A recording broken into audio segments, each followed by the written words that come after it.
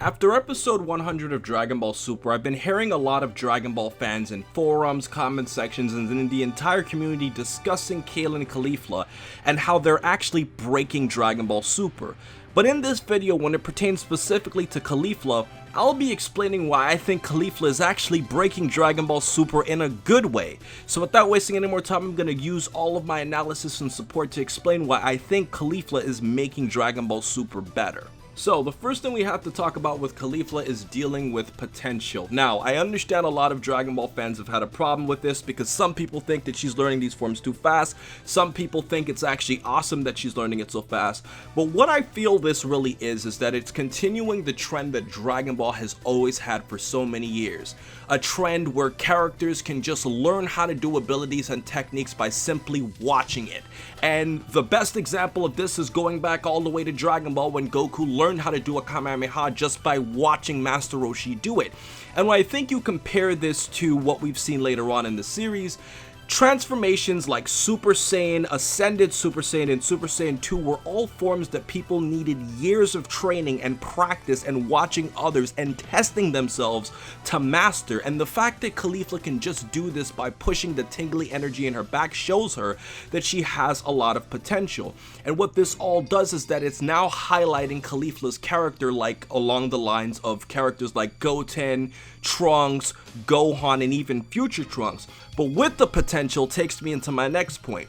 With potential, this now says that Caulifla can now be a character in the future of Dragon Ball Super that could possibly be a student or trainee or even possible rival of Goku in the future if she manages to survive the Tournament of Power. And the way I look at this is, let's use an analogy here. It's kind of like passing the torch, but for Dragon Ball Super, where at the end of Dragon Ball Z, Goku wanted to pass the torch to Oob, as obviously Gohan was more of a scholar and Goten wasn't really interested in fighting anymore, so Goku wanted to pass the torch to this really powerful kid in the series. When you think about it like this, the way Goku was showing so much excitement fighting with Caulifla in the Tournament of Power shows that he has mutual interest in her, and the fact that Caulifla wants to learn Super Saiyan Blue also shows that she's willing to learn, and that makes Goku even more excited moving towards the future. So in a good way, this is showing that she has the potential to at least not be a main character, but to at least be a difference-making character in the future, even if she's in another universe. And last but not least, guys, I think the number one reason why we have to say Caulifla is breaking the mold is kind of dealing with gender, and it's the fact that she's a female. Now, along with Kale, there have been a lot of other female characters in the Dragon Ball series that have been very powerful. But we've never seen a strong female Super Saiyan like this who pushes herself and actually succeeds.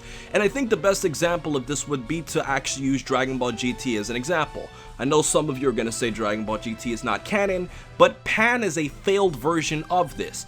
At the end of Dragon Ball Z, Pan at the age of 4 was showing a lot of feats in the tournament where she was fighting against Goten and others. And because of this, it showed that Pan was the future and Pan had a lot of potential to be a character that could be a strong female Saiyan.